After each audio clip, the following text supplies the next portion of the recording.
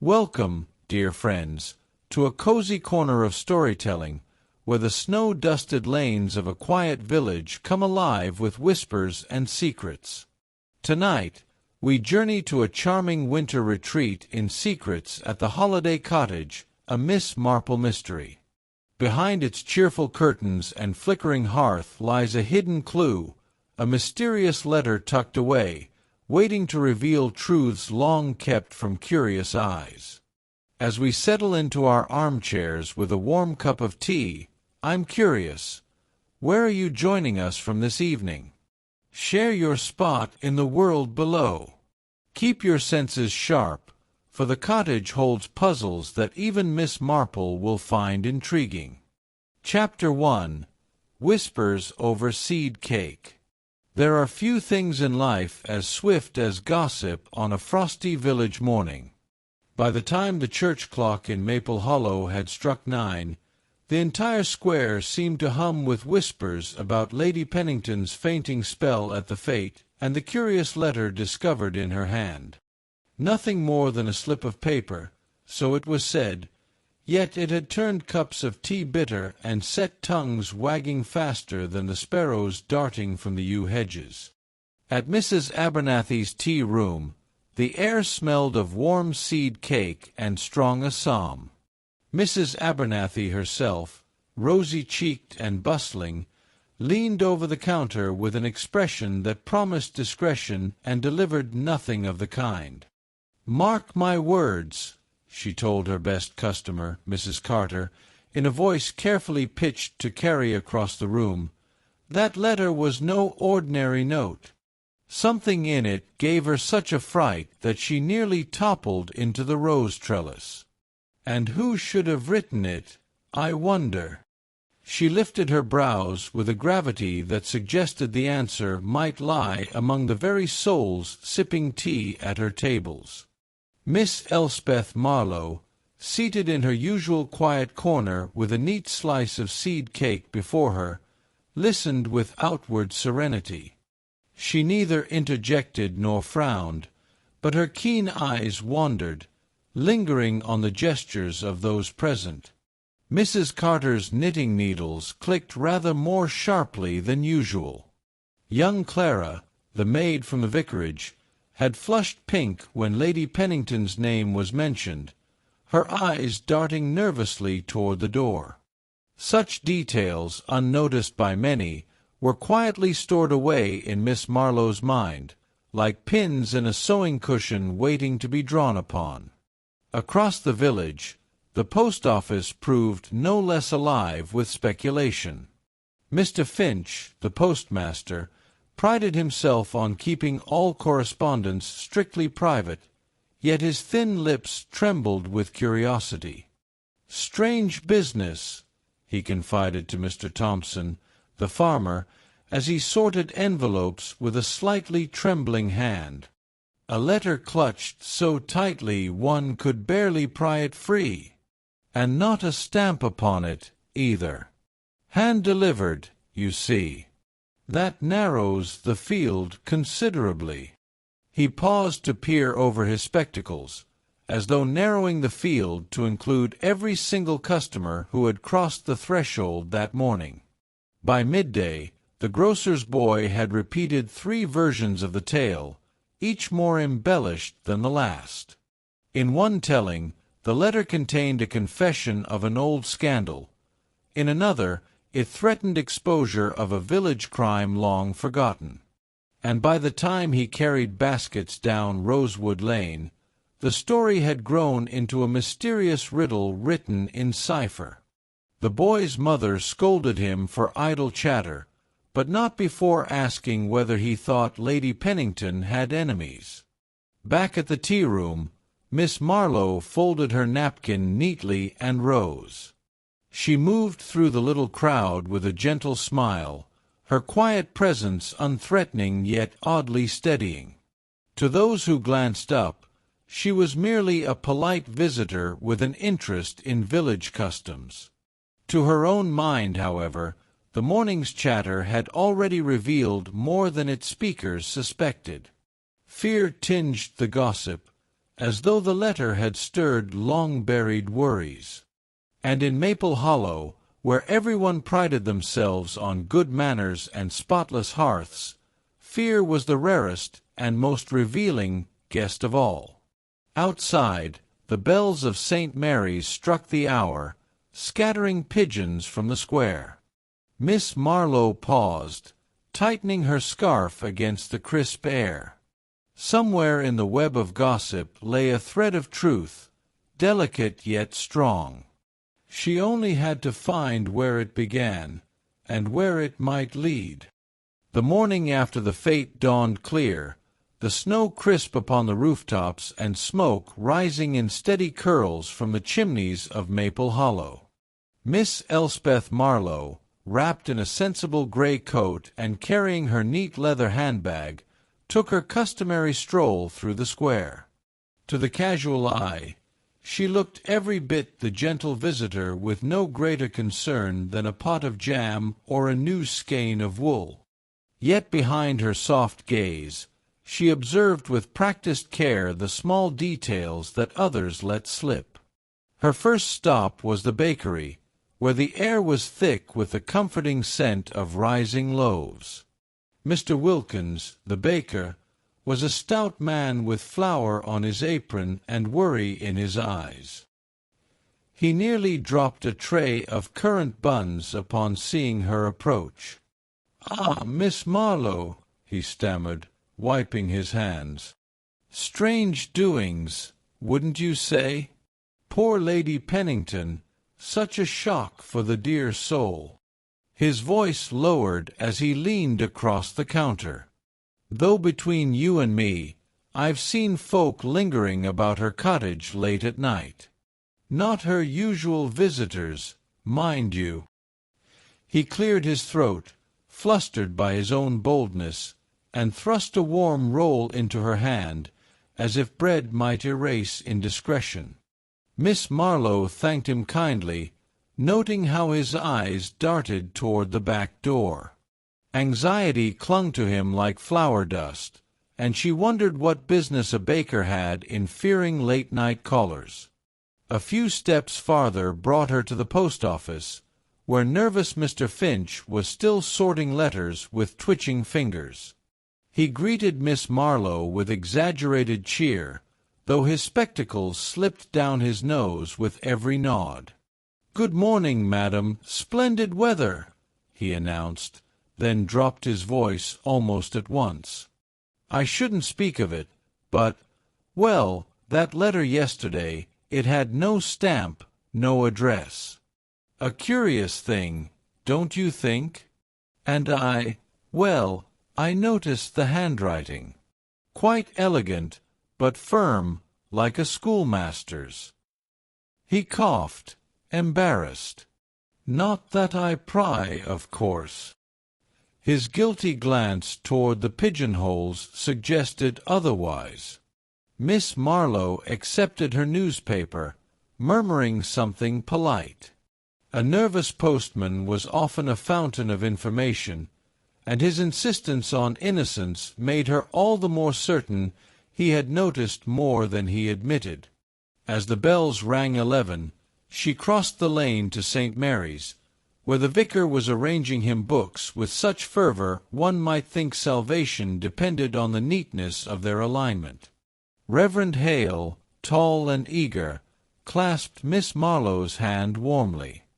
"A terrible business with Lady Pennington," he declared. "Yet we must not give in to idle talk. Still," he hesitated, lowering his voice, "she kept certain documents in her study, parish matters, you understand. Records some might wish, kept hidden. Not all sins are washed away by time." He shook his head with solemn vigor, then resumed stacking hymnals, as though each tidy pile absolved him of indiscretion. By noon, Miss Marlowe had gathered a pocketful of impressions, a baker fearful of night visitors, a postman too aware of handwriting, and a vicar hinting at secrets disguised as parish records. None offered a clear path, yet all hinted at something worth uncovering. As she returned through the square, she passed the fate stalls still being dismantled. A wicker basket of odds and ends sat upon a trestle table, stray ribbons, a forgotten glove, half-burnt candles. Miss Marlowe paused, noting with her sharp eyes a small silver thimble lying at the edge. When she glanced again, scarcely a moment later, it was gone. No one claimed it, no hand admitted to taking it. A trivial object, perhaps, but in Maple Hollow even the smallest things could hide the deepest meaning. And Miss Marlowe, smiling faintly, knew she had just witnessed the first silent move in a game yet to unfold. Chapter 2. The Cloaked Motive. The Pennington residence stood a little apart from the rest of Maple Hollow, a grand but slightly faded manor whose ivy-clad walls spoke of centuries of prominence. On this brisk winter morning, the shutters were half drawn, as though the house itself wished to shield its secrets from prying eyes. Miss Elspeth Marlowe, welcomed politely but without ceremony by Lady Pennington's companion, Mrs. Drew, found herself ushered into the study, a room rich with oak paneling and the faint scent of old beeswax polish.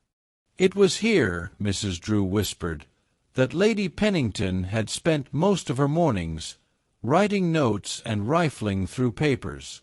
The companion left her alone at Miss Marlowe's request, and Elspeth moved quietly about the chamber, her gloved hand brushing over the spines of books and the brass fixtures of the desk.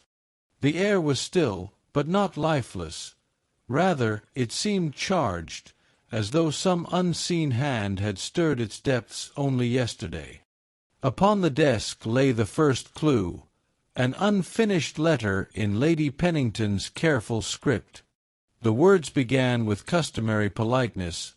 "My dearest friend, forgive the suddenness of this note," but broke off abruptly mid-sentence. The pen had blotted, the ink smudged, as though its writer had been startled or interrupted. Miss Marlowe studied the half-formed letters. The tone was personal, not official, and it spoke of something long concealed and too dangerous to remain hidden. A curious admission for a woman of Lady Pennington's age and station. Beside the letter lay a small photograph in a silver frame, oddly placed face down, as though intentionally hidden. Lifting it gently, Miss Marlowe beheld a younger Lady Pennington standing arm in arm with two figures, a stern-looking man in military dress and a woman with an enigmatic half-smile. The glass had cracked diagonally across the woman's face, obscuring her features. Why should the photograph be turned down, if not to spare its owner from some unwelcome memory? Her eyes wandered next to the bookcase, where a single volume jutted slightly from its neighbors, a well-worn copy of Pilgrim's Progress. Its pages fell open not to scripture or reflection, but to a tucked scrap of paper serving as a makeshift bookmark. On it were jotted dates, some going back 20 years, alongside initials, LP, RH, CF. No explanations, merely a list, but the ink bore the trembling hand of recent writing. Miss Marlowe closed the book with quiet deliberation. Records of debts, appointments, or perhaps something darker, a catalogue of grievances? She left the study with her expression as mild as ever, though her mind stirred with possibilities. Later that day, while strolling through the village, Miss Marlowe began her gentle inquiries.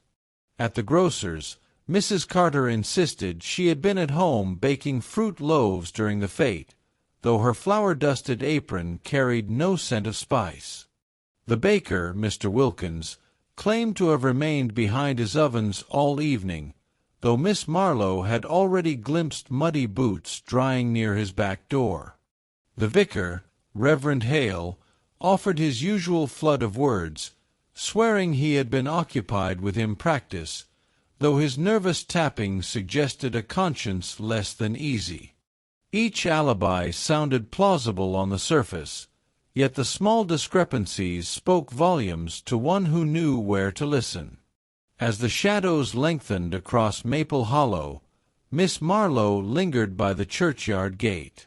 She thought of the unfinished letter, the overturned photograph, the peculiar bookmark of dates and initials.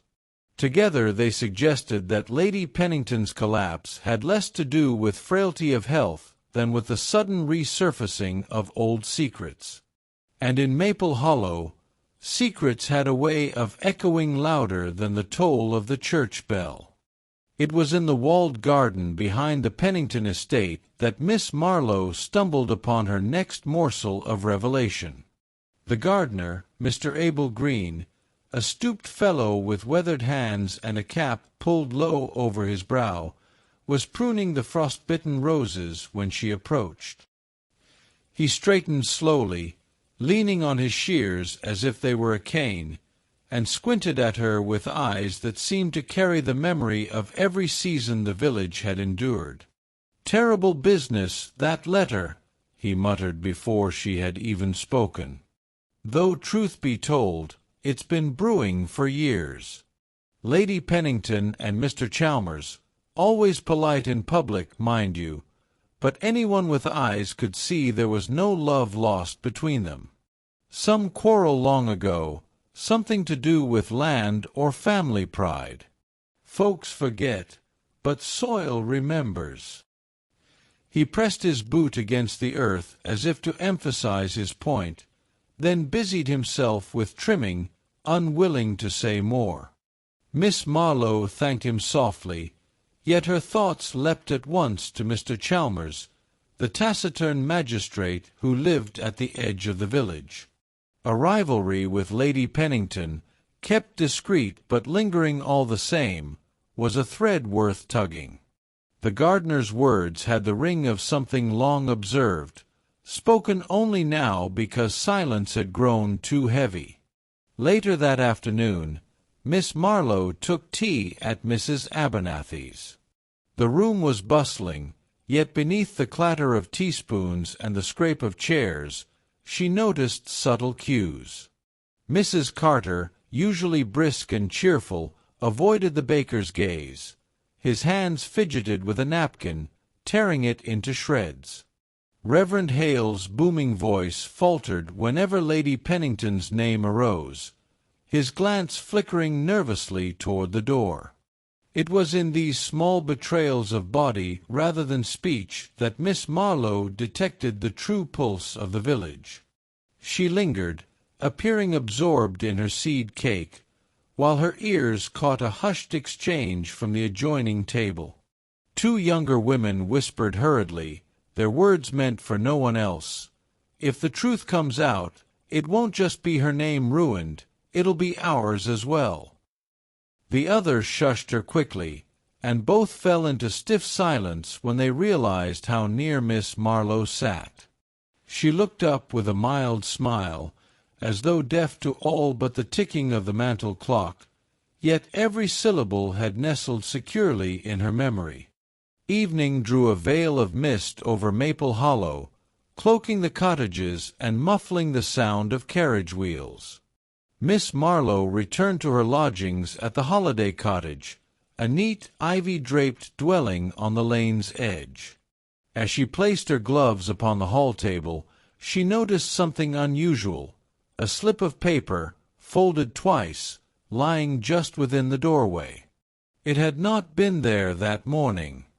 With deliberate calm, she unfolded it. The message was brief, scrawled in hurried script, "Leave the past buried, or risk joining it." No name, no signature, only the faint scent of tobacco clinging to the page. Miss Marlowe stood very still, the note resting between her fingers. Outside, the wind rattled the shutters, and the cottage seemed suddenly colder than before. It was no longer idle gossip or careless whisperings, Someone in Maple Hollow had chosen to warn, or threaten, her directly. She slipped the note into her handbag, her expression serene. But her mind sharpened like a blade. The game had begun in earnest, and the next move would not be hers alone.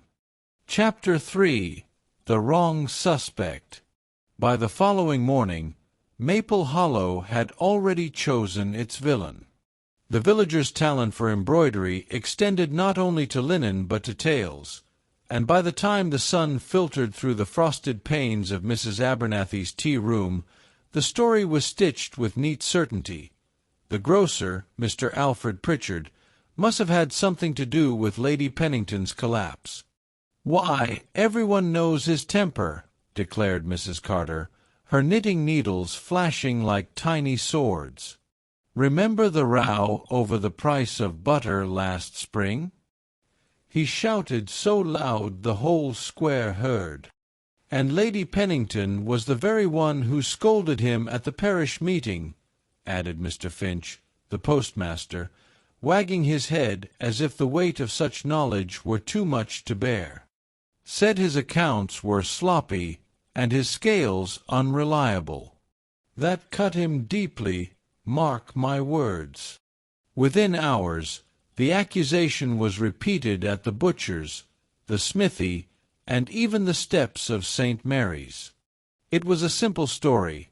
A man of fiery temper, insulted by a woman of status, seeking revenge through a menacing letter. The villagers nodded sagely, relieved to place the burden of suspicion on familiar shoulders. Miss Marlowe, however, was not so easily persuaded. That morning she paid a visit to Mr. Pritchard's shop, a narrow establishment smelling of apples, onions, and the faint tang of vinegar. The grocer himself was behind the counter, his broad frame leaning heavily against the till. His brow was furrowed, his hands restless, but his eyes, though weary, did not carry the furtive gleam she had come to associate with guilt. "Miss Marlowe," he said gruffly, "I suppose you've heard what they're saying, that I frightened Lady Pennington with some blasted note." He slammed a crate shut with unnecessary force, then lowered his voice. "It's nonsense. Yes, we argued, but I'd never wish her harm. She was strict, but fair in her way. My temper's quick, that's true, but it cools just as quick." Elspeth inclined her head, observing the nervous drumming of his fingers on the counter. He was anxious, certainly, but more from being accused than from any inner guilt. She asked him quietly where he had been during the fete. He met her gaze without flinching. "Stock-taking," he replied. "My boy helped me count the tins. Half the village passed by the window that night. They can tell you I never left." It was not a flawless alibi, but it carried a ring of truth, particularly when corroborated by young Tommy Wilkins, who confirmed later that he had seen Mr. Pritchard bustling about behind the counter well past dusk. Yet the tide of gossip had its own momentum. Even Mrs. Abernathy, who prided herself on fairness, confided to Miss Marlowe that she would be quite relieved if the matter ended with the grocer's arrest. A known temper was easier to condemn than invisible secrets. Miss Marlowe's sharp eyes, however, noted the inconsistency. The threatening note left at her cottage had been scrawled in a hurried, almost panicked hand. Mr. Pritchard's writing, evident on every price tag in his shop, was bold and blocky, utterly different. Moreover, the faint scent of tobacco still lingered in her memory, and the grocer was known for his dislike of smoke. The more the village insisted upon his guilt, the more certain Miss Marlowe became that the suspicion was nothing but a comfortable veil, a red herring, carefully or carelessly cast, to divert attention from where it truly belonged. As she left the shop, the bells of St. Mary's tolled noon, echoing through the frosted air. The villagers might rest easy with their chosen culprit, but Miss Marlowe's mind was restless. In Maple Hollow, the simplest answers were rarely the truest, and behind the veil of gossip, she sensed a darker truth waiting patiently to be seen. The air in Maple Hollow carried a brittle chill that afternoon, the kind that sharpened every sound: the creak of cart wheels, the clatter of a dropped pail, the gossiping murmur that seemed never to rest. Though the grocer's name had taken root as the village's favorite suspicion, Miss Marlowe's mind, ever precise, insisted upon a fuller accounting. Alibis, she knew, often revealed more in their stitching than in the cloth itself. Her first call was at the vicarage. Reverend Hale, eager as ever to appear helpful, welcomed her with tea so strong it could have marched out of the pot unaided. He repeated with earnest conviction that he had been rehearsing hymns in the church hall at the hour in question. "Mrs. Briggs can attest," he said, referring to the elderly organist. "We were there past 9, practicing the Christmas carols." Yet Miss Marlowe, stirring her tea with absent grace, observed the way his hands trembled and how his eyes darted toward the mantel clock each time he spoke. Nervousness alone did not condemn a man, but it seldom sprang from an empty well. From there she strolled to the bakery, where Mr. Wilkins, still dusted with flour, reaffirmed that he had been kneading dough through the evening of the fete. "My ovens don't wait for gossip," he insisted stoutly. But the muddy boots by his back door, which she had noticed the day before, still lingered in her mind. They spoke of a journey beyond his kitchen hearth, though he seemed unwilling to account for it. At the post office, Mr. Finch leaned heavily over the counter, his spectacles sliding down his nose as usual. He swore that he had remained at his desk the entire evening, sorting a backlog of holiday parcels. "A never-ending task," he sighed, with a trace of theatrical weariness. Yet the ledger at his elbow, which Miss Marlowe's sharp eyes glimpsed, bore an entry curiously absent for that night, a gap where routine should have left its signature. The villagers' tales fit neatly enough when viewed from afar, but each bore tiny fissures upon closer inspection. Reverend Hale's tremor, the baker's boots, the postmaster's missing record, none sufficient to accuse, yet none quite as tidy as they claimed. It was while crossing the square that Miss Marlowe overheard something curious. Clara, the maid from the vicarage, walked briskly beside another girl, speaking in a hurried whisper. "If he hadn't gone to meet her, none of this would have happened," she said, her cheeks flushed with winter air and something more secret besides. The other girl hushed her sharply, but Clara's words lingered like frost upon a window-pane. Meet her. Who, precisely, was being met that night, and why cloak it in secrecy? Miss Marlowe paused beneath the shadow of St. Mary's, the bells quiet now but echoing in her thoughts. The villagers were eager to point fingers at Mr. Pritchard, yet their own accounts rang oddly, like notes in a hymn sung half a beat late. If there had been a rendezvous that evening, concealed beneath a blanket of village respectability, it might well form the key to Lady Pennington's mysterious letter, and to the hand that had left a threat upon Miss Marlowe's own doorstep. She tightened her scarf against the chill, her expression mild to any passer-by.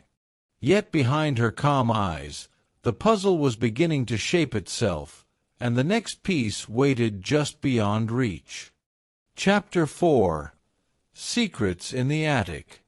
The Holiday Cottage had always struck Miss Marlowe as a place of endearing charm, oak beams darkened with age, crooked windows that let in both draughts and birdsong, and a lingering scent of lavender sachets tucked into drawers decades before.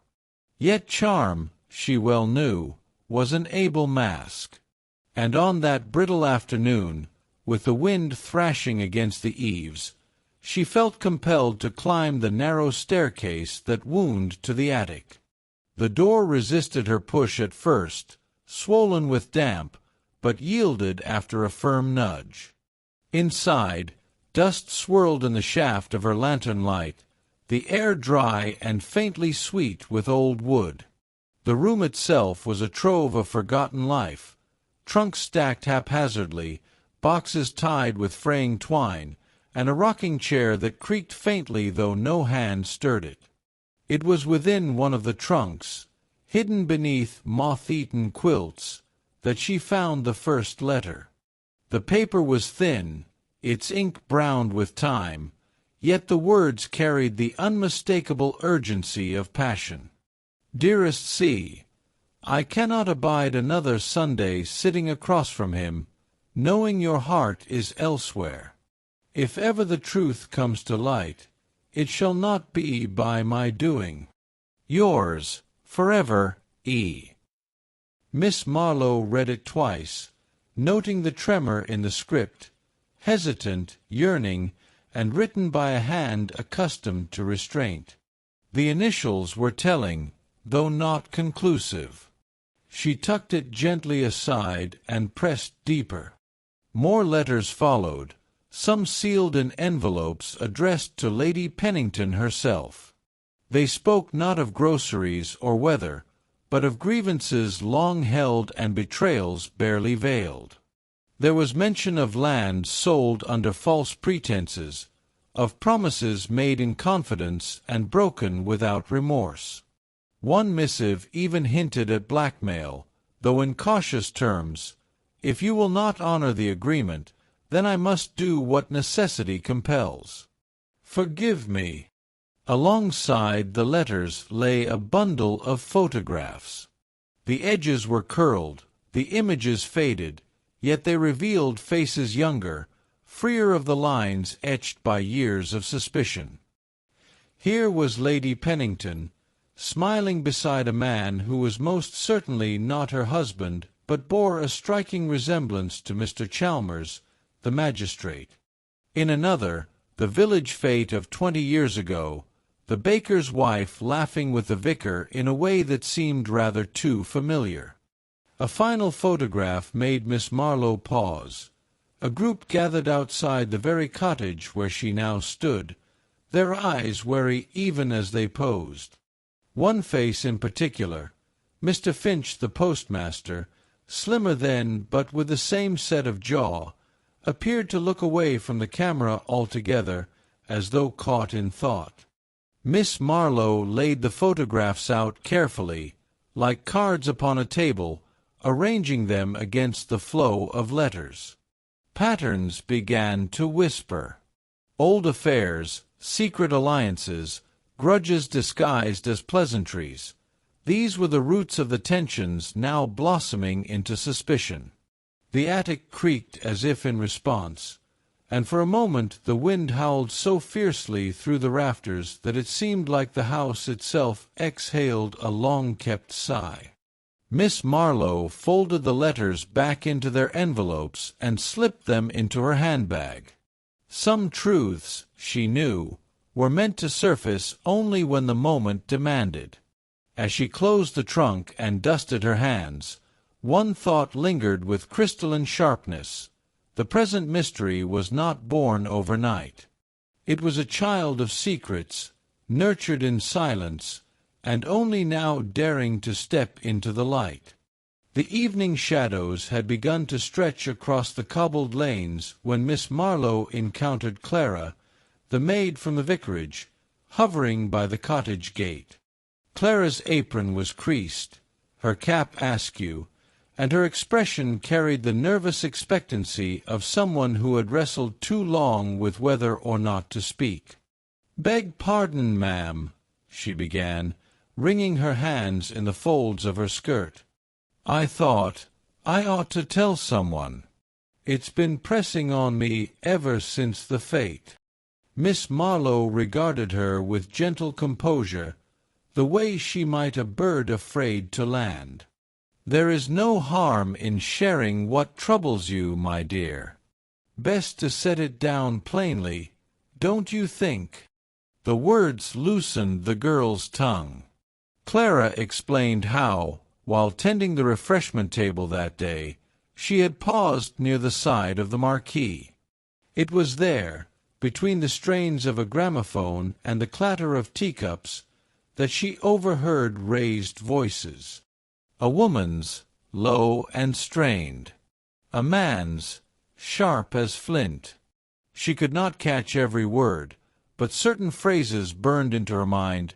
"You'll regret this," and "the letter will ruin everything." Clara swallowed, her eyes darting about the lane. "I didn't mean to listen, miss, but I couldn't help it. And when I peeped round, I saw—well, I think I saw Mr. Hargreaves, the grocer, though I swear on my life I never heard Lady Pennington's name spoken. Only, I've been thinking about it since." Miss Marlowe asked careful questions, where exactly Clara had stood, whether she might have been mistaken, what hour it was when the words reached her. Piece by piece, like fragments of china being set together, the timeline grew clearer. The argument had occurred just before the raffle prizes were announced, when many villagers were distracted by anticipation. That small window of commotion might have afforded privacy for words best left unheard. "Have you told anyone else, Clara?" The maid shook her head quickly. "Not a soul, miss. I daren't. Folk would say I was meddling, and the vicar, well, he would think poorly of me for listening in the first place." "You did right to tell me," Miss Marlowe said softly, placing a reassuring hand upon the girl's arm. "Truth, even when half heard, is never so dangerous as silence." When Clara had gone, her step lighter for having unburdened herself, Miss Marlowe stood a moment in thought. The overheard quarrel dovetailed uneasily with the unfinished letter she had found upstairs, and the photographs that hinted at old ties. A pattern, dim, elusive, was beginning to take shape. She returned to the cottage door, intent on ordering her discoveries into a neat sequence. Yet as she reached for the latch, her eye caught movement along the hedge at the far end of the lane. A figure, cloaked in shadow, slipped from the side of the Holiday Cottage itself. The dusk concealed much, but the outline was unmistakable, tall, brisk in gait, and unmistakably purposeful.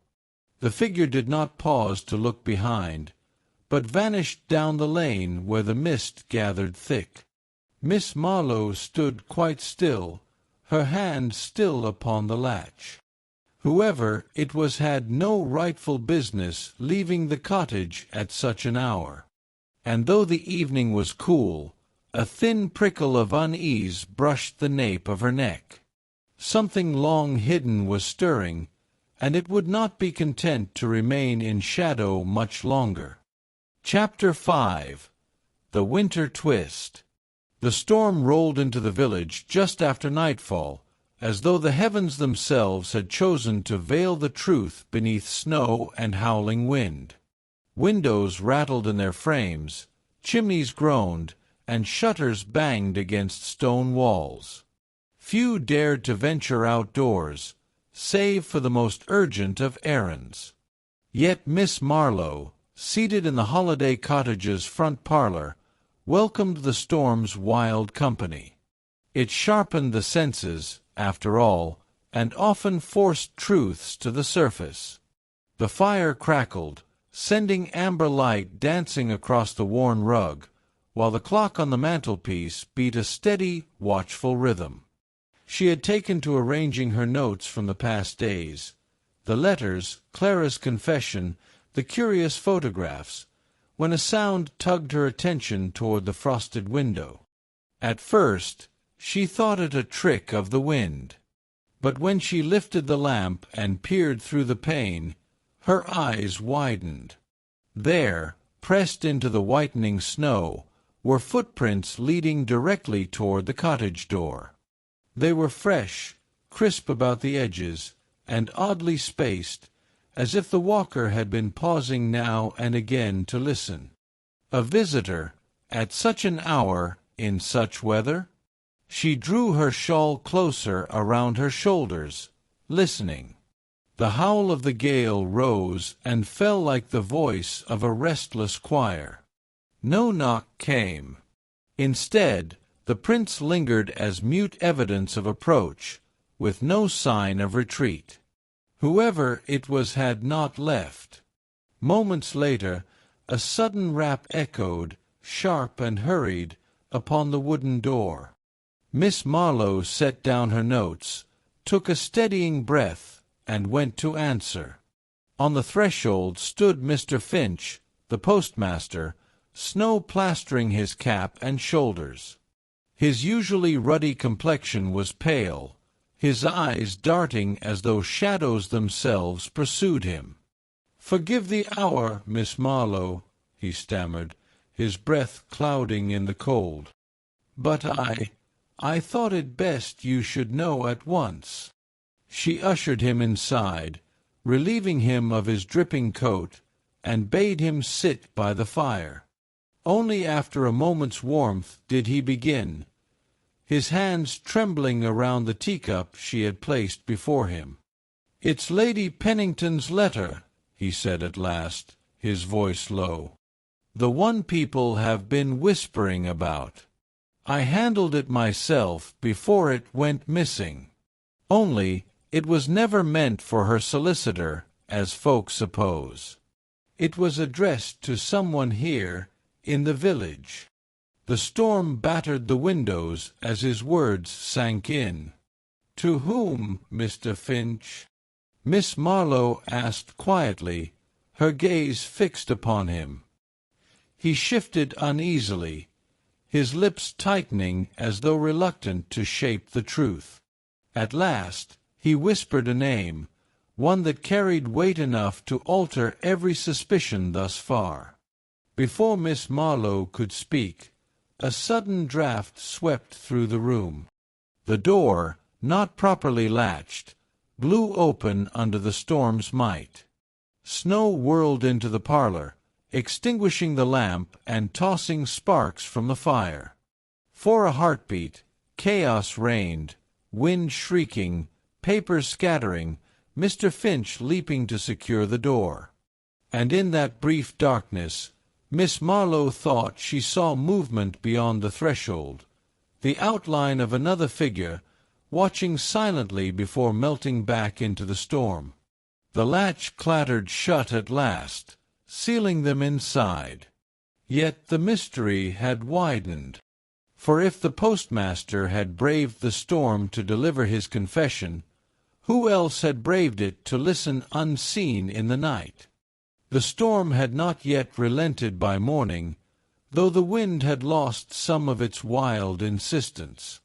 Snow lay thick along the lanes of Maple Hollow, muffling the familiar sounds of carts and voices, leaving the village wrapped in a silence that felt almost conspiratorial.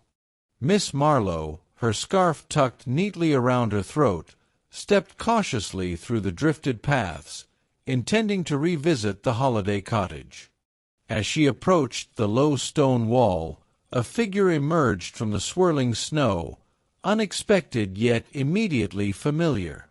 It was Mr. Abel Green, the gardener, who had first hinted at Lady Pennington's long-standing rivalry with Mr. Chalmers.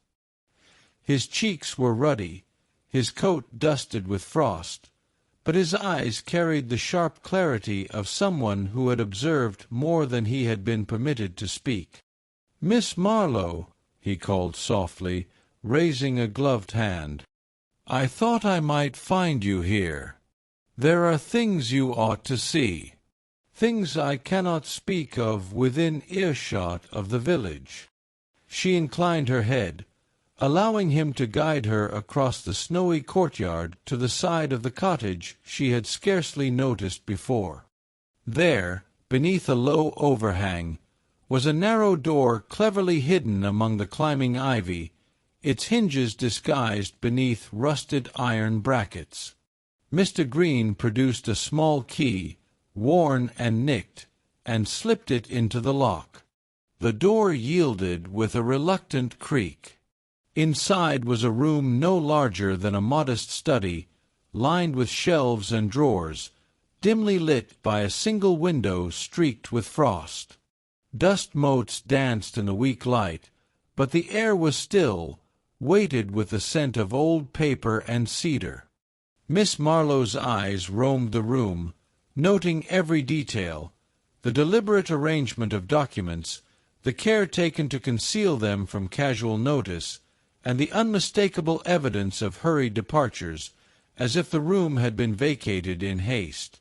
On a low table lay several bundles of letters, tied with ribbons, and a collection of ledger books, their pages dense with entries of names, dates, and cryptic notes. There were photographs, too, some familiar, others revealing faces previously unknown to her. One in particular made her heart quicken, a photograph of a gathering at Lady Pennington's garden, yet the central figure, partially hidden, was neither friend nor foe she had yet identified. "I came upon this room only because I had business with the hedge," Mr. Green admitted. "I have seen people come and go here, and I feared— well, you understand. Some matters are safer if kept in trusted hands." Together, they began to sort through the materials, arranging letters against the events Miss Marlowe had already charted. Patterns emerged, alliances formed and broken, favors owed and betrayed, and the subtle choreography of social debts that had bound the villagers for decades. The room itself seemed to whisper the truths of the past, and as Miss Marlowe pieced the timeline together, she realized that the seemingly simple quarrels, overheard threats, and minor disappearances were all part of a larger, more intricate puzzle. Then she paused, her eyes catching an envelope, heavier than the others, marked with a seal she recognized immediately, Lady Pennington's personal insignia. Breaking it, she found a confession so precise, so carefully worded, that it altered every assumption she had made about the motive behind the mysterious letter. It implicated not the grocer, nor the vicar, nor even those whose quarrels had seemed most telling, but someone entirely unexpected, whose presence in the village had appeared inconsequential until now. Miss Marlowe's heart quickened, though her expression remained serene. She looked at Mr. Green, who nodded gravely, understanding the gravity of what lay before them. The winter light shifted in the window, casting long shadows across the hidden room. Outside, the village lay silent and blanketed in snow, unaware that a revelation had come to light which might change the course of every whispered suspicion. And in that silence, Miss Marlowe felt the first true stirrings of a solution, though its final pieces, like the last snowdrifts before spring, were still concealed beyond reach. Chapter 6. The Final Trap. The village hall was transformed for the evening, glittering with strings of candles and holly sprigs, as Maple Hollow prepared its modest winter gathering. The warmth of the fireplaces contrasted sharply with the icy breath of the storm outside, and the hall itself seemed to vibrate with anticipation. Miss Marlowe, seated unobtrusively near the back, observed the scene with quiet intent. Every gesture, every glance, every murmur of gossip could serve as a thread leading her toward the truth. She had arrived early, positioning herself so that all key villagers would pass within her field of view. The grocer, Mr. Pritchard, fussed over the arrangement of the refreshment table, his hands trembling just slightly as he adjusted the seed cake and mince pies. The vicar, Reverend Hale, stood by the hearth, engaging anyone who approached, his booming voice attempting to mask the subtle anxiety she had noted in previous encounters. Even Mr. Finch, the postmaster, moved among the crowd with a smile that did not quite reach his eyes. Miss Marlowe had prepared a small, harmless ruse. She casually mentioned, within earshot of the grocer and the vicar, that she had discovered a misplaced document during her morning walk, a document that might answer many questions if it were read carefully. The comment was vague, intended not to accuse but to provoke a reaction. Her eyes roamed discreetly as she noted the responses. Mr. Pritchard stiffened imperceptibly, gripping the edge of the table with knuckles white against the polished wood. The vicar, in contrast, reddened slightly and excused himself to tend to the fire, while the postmaster's fingers drummed nervously against the rim of a teacup. Each reaction, though subtle, spoke volumes. She observed the younger villagers as well, noting whispers exchanged beneath the mistletoe and furtive glances toward corners of the hall. Clara, the maid who had confessed to overhearing the argument at the fete, lingered close to the refreshment table, her gaze occasionally darting toward a figure who seemed unusually calm given the tension. The dynamics were delicate. None could be confronted directly without tipping the balance, yet each behavior offered insight.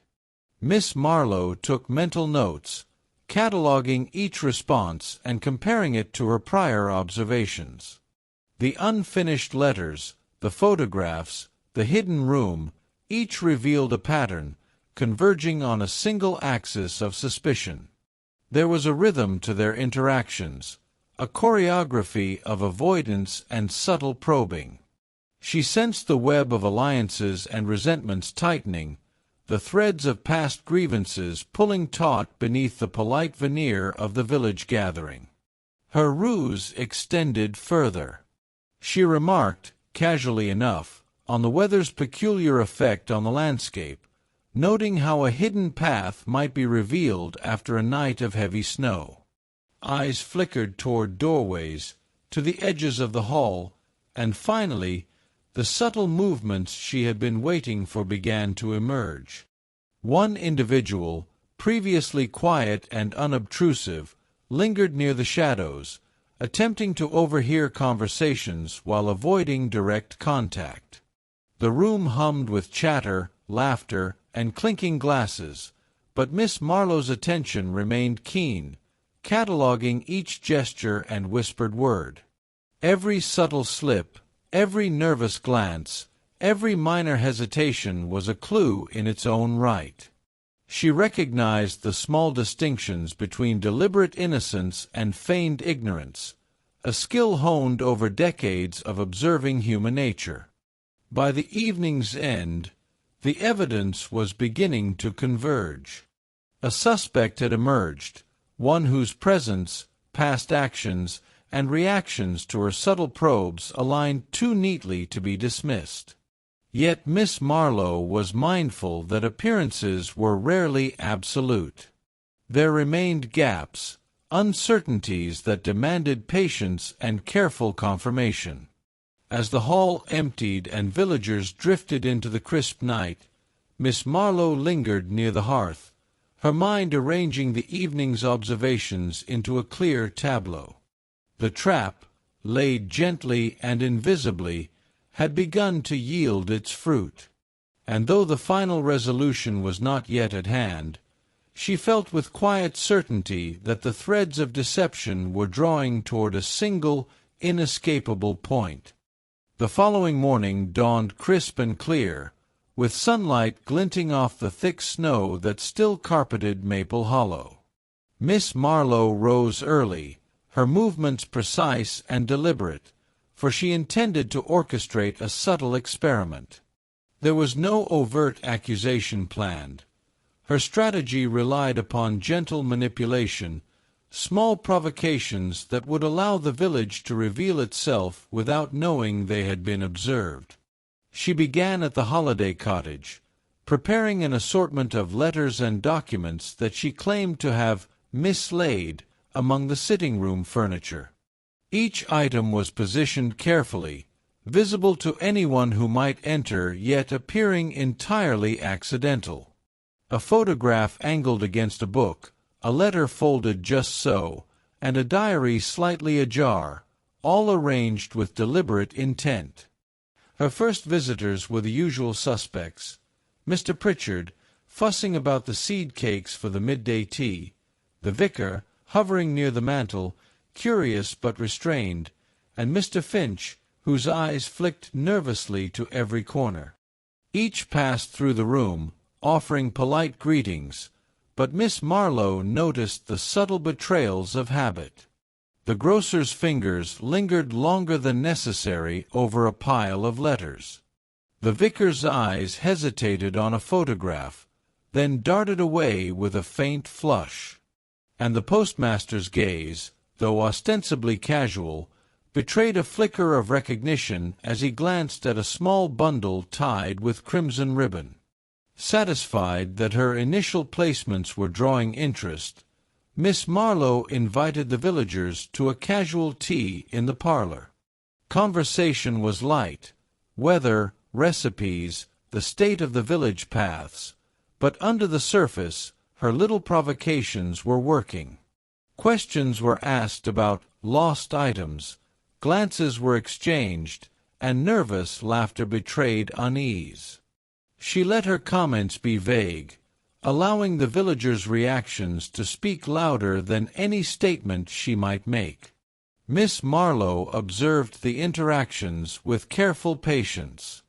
Every hesitant step, every diversionary word, every unconscious glance was a thread she could follow.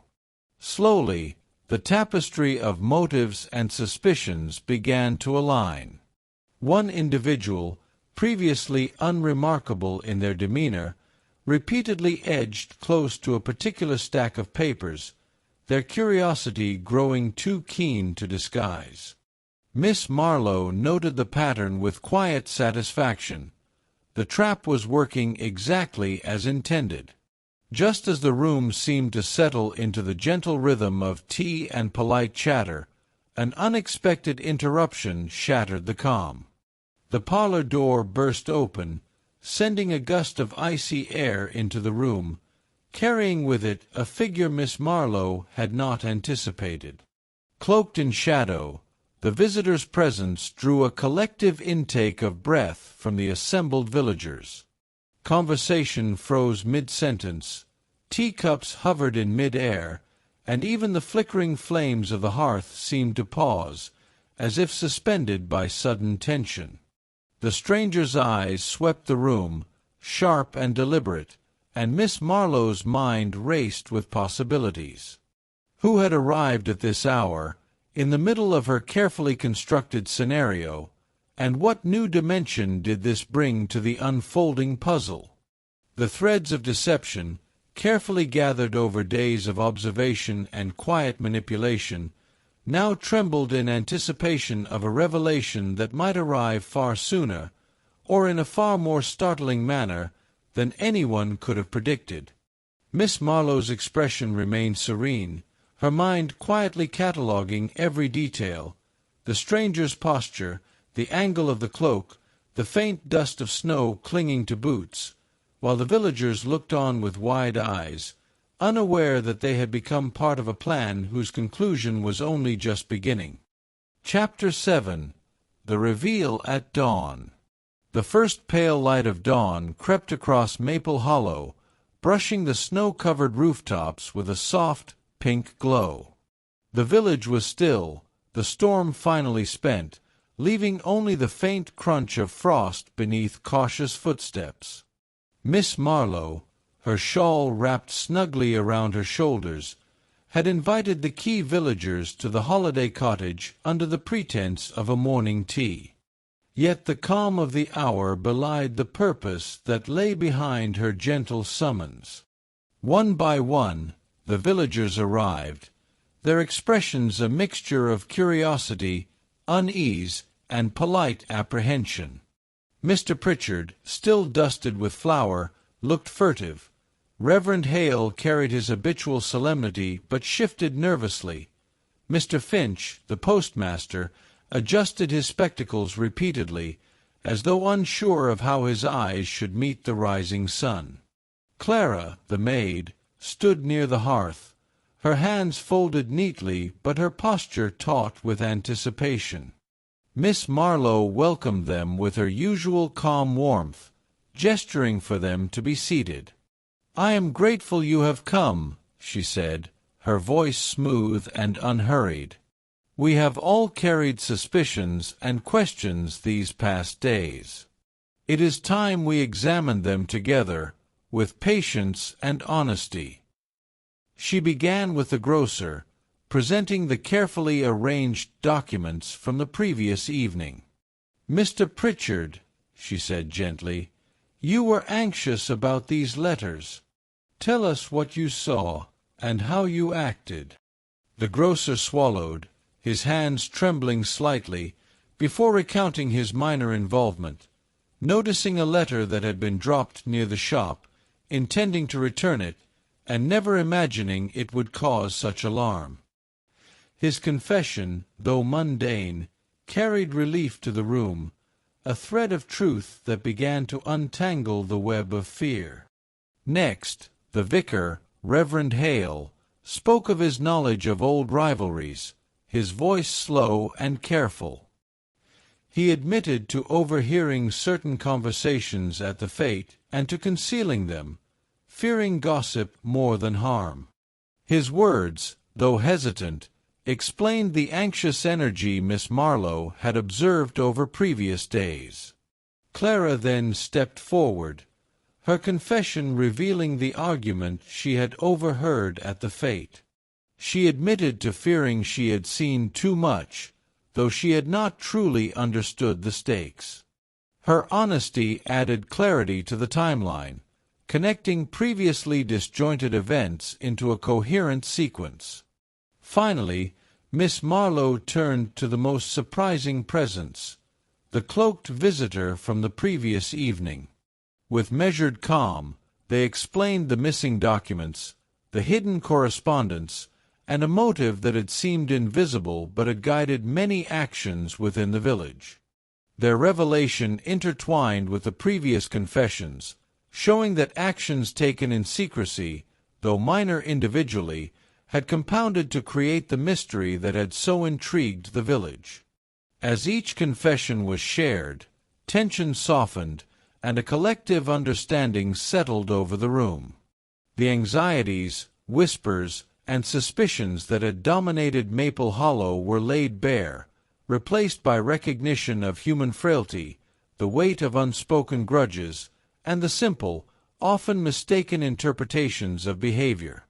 By the time the final confession was made, the sun had climbed higher, illuminating the snow-strewn square outside. Miss Marlowe's eyes swept across the group, noting the relief and quiet amusement that had begun to replace earlier apprehension. The village, she thought, would heal not only from the confusion of the past days, but from the gentle acknowledgment of truths long obscured. The room was hushed, the only sound the gentle crackle of the fire and the soft tap of snow against the cottage windows. Miss Marlowe, seated at the head of the parlor table, allowed her gaze to sweep over the villagers, each face tense with anticipation. After the confessions and clarifications of the previous hour, only one question remained. Who had truly orchestrated the web of threats, secrecy, and anxiety that had enveloped Maple Hollow? "Thank you all for your candor," Miss Marlowe began, her voice calm and measured. "You have shared truths, fears, and half-formed suspicions. Now, let us consider the evidence together."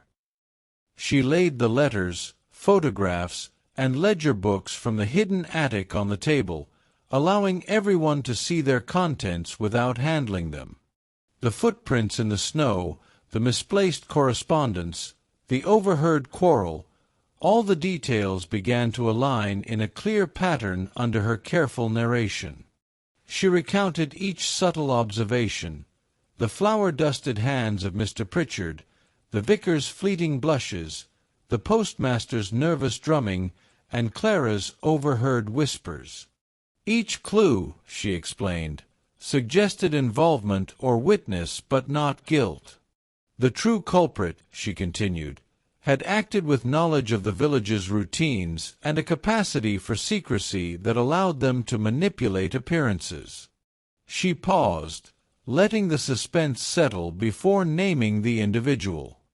It is not who we expected. It is someone whose presence seemed minor, whose actions appeared inconsequential, yet whose access to Lady Pennington and knowledge of these hidden matters enabled them to act unseen. The hand that left the threatening note, and who attempted to stir suspicion toward others, belongs to— She allowed the briefest pause, her eyes locking with the one who had maintained quiet composure throughout. The revelation struck the room like a gentle thunderclap. Gasps fluttered through the parlor, followed by a mixture of astonishment and incredulity. Miss Marlowe calmly explained the reasoning: the handwriting comparison, the timing of movements during the fete, and the subtle yet telling familiarity with the hidden correspondence. Each piece of evidence fit together like the segments of a puzzle finally aligned.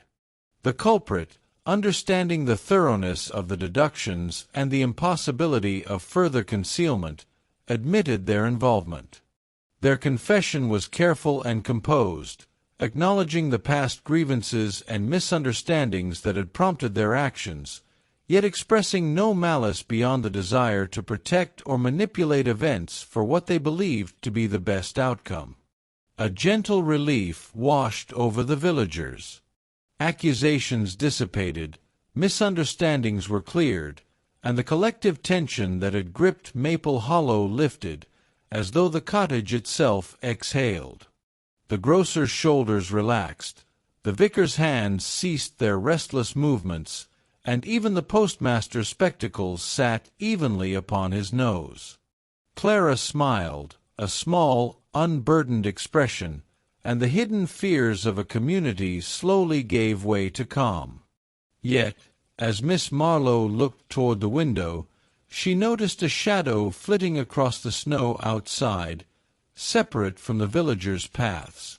Though the immediate mystery was resolved, her intuition whispered that Maple Hollow's quiet streets still held secrets, waiting patiently beneath the snow and within the hearts of its residents.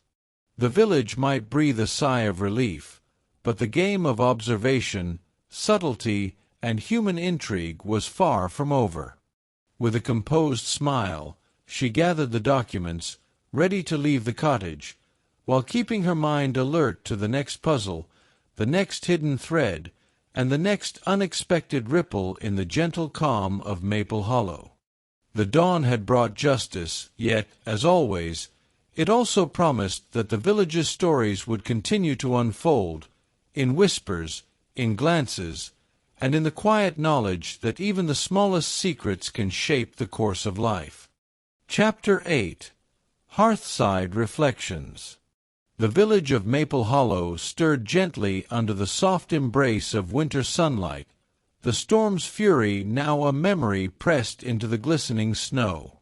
Smoke curled lazily from chimneys, mingling with the crisp air, and the streets echoed with the cheerful chatter of neighbors once again at ease. The tension that had hung over the cottages, shops, and narrow lanes had dissipated, leaving only the familiar rhythms of small-town life. Miss Marlowe walked slowly through the square, her senses absorbing the renewed warmth and laughter. Children, their cheeks pink with cold and excitement, slid along frozen patches, squealing with delight. Shopkeepers exchanged pleasantries, and even Mr. Pritchard, the grocer, was humming a tuneless little melody as he stacked freshly baked bread in his window. The vicar, Reverend Hale, smiled more freely than she had seen in days, greeting parishioners with a relaxed benevolence that bespoke relief and restored confidence. The Holiday Cottage, her base of observation, had become a gathering place once more. Inside, the fire burned steadily, sending a comfortable glow across the polished floorboards. Villagers arrived in turns, bringing teapots, biscuits, and the inevitable small talk that wove the social fabric of Maple Hollow into something both comforting and enduring. Miss Marlowe watched quietly as stories were shared, laughter punctuating the gentle clink of teacups and the murmur of polite conversation. There was a lightness to the room, a contrast to the careful vigilance that had marked the past days. Seated near the hearth, she reflected on the human threads she had followed so carefully.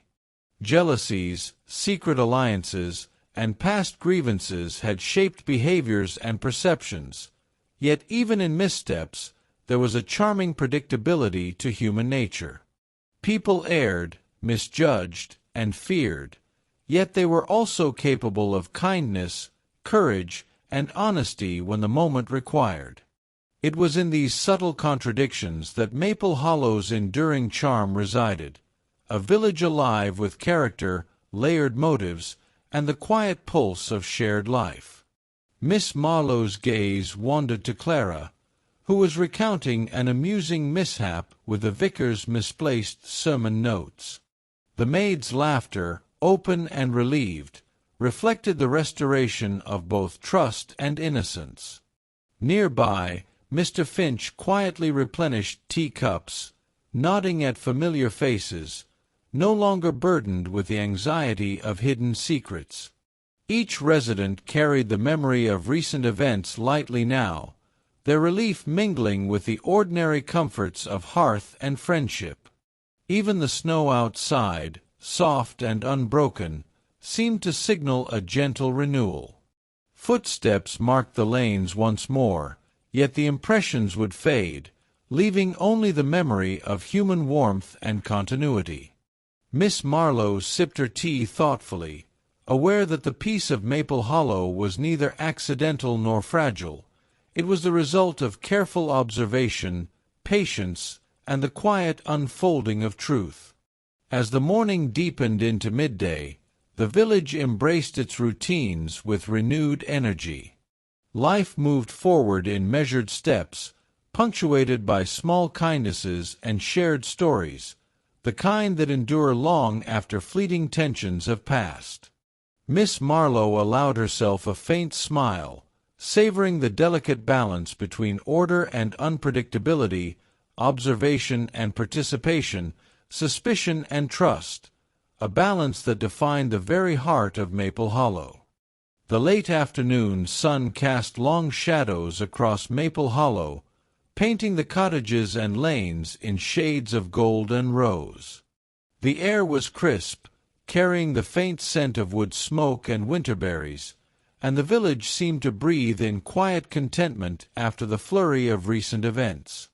Miss Marlowe stood at the gate of the Holiday Cottage, her coat wrapped snugly and her hat tilted just so, watching the villagers bustle about in their familiar routines. Children skated along the frozen pond, their laughter ringing across the square, while shopkeepers arranged fresh wares and exchanged cheerful greetings. Mr. Pritchard, now fully restored to his usual good humor, waved as she passed, carrying a basket of newly baked bread. Reverend Hale, adjusting his scarf against the lingering chill, offered a nod of acknowledgment, his eyes reflecting relief and renewed confidence. Even the postmaster, Mr. Finch, allowed himself a brief, rare smile, tipping his hat in quiet farewell. Inside the cottage, Clara tidied the last of the teacups from the morning gathering. Her earlier nervousness had melted into the easy confidence of one who had witnessed truth unfold and justice arrive. Miss Marlowe paused, exchanging a warm glance with the young maid. "You did well, Clara," she said softly. "Remember, sometimes observing is as valuable as speaking." Clara's nod was modest, yet her expression carried gratitude and pride. Miss Marlowe turned her gaze toward the surrounding village, letting her eyes linger on familiar details. The twisted lane where she had noticed the first suspicious footprints, the hedge where the gardener had whispered crucial hints, the small window of the hidden attic room that had revealed so much. Each element, seemingly ordinary, had contributed to the unfolding of secrets, confessions, and ultimately the restoration of peace. As she began her quiet departure, her footsteps marked the snow with temporary impressions, soon to be erased by the gentle sweep of wind. She felt a sense of satisfaction, not in triumph over the culprit, but in the careful weaving together of human behavior, observation, and insight that had brought clarity to confusion. Maple Hollow would continue its daily life, carrying forward lessons in trust, caution, and the subtle intricacies of social bonds. Before she reached the outer gate, Miss Marlowe paused one last time, looking back at the cottage and the small village beyond.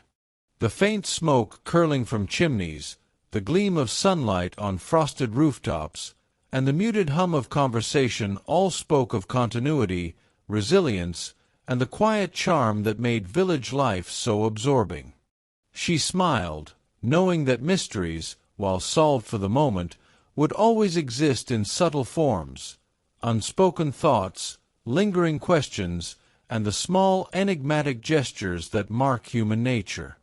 With a final nod to the snow-blanketed lanes, she walked on, leaving Maple Hollow in peaceful equilibrium. The villagers, though unaware of the careful observations and quiet reasoning that had brought resolution, would carry forward the memory of recent events with curiosity and reflection. And for those listening, the story lingered, a gentle reminder that beneath the charm of village life, every face may conceal a story, every gesture a clue, and every interaction a reflection of the subtle depths of human nature. As Miss Marlowe disappeared down the winding lane, the village returned to its serene rhythm, the day brightened by the sun and warmed by the knowledge that even amidst secrets and suspicion, kindness, understanding, and quiet courage endure. The mystery had ended for now, but its echoes remained, inviting reflection, insight, and the comforting anticipation of stories yet to come. The Holiday Cottage mystery has been unraveled, and Maple Hollow once again breathes the quiet charm of village life. Miss Marlowe's gentle, discerning observations remind us that even in the most serene of communities, human nature holds secrets, rivalries, and hidden desires.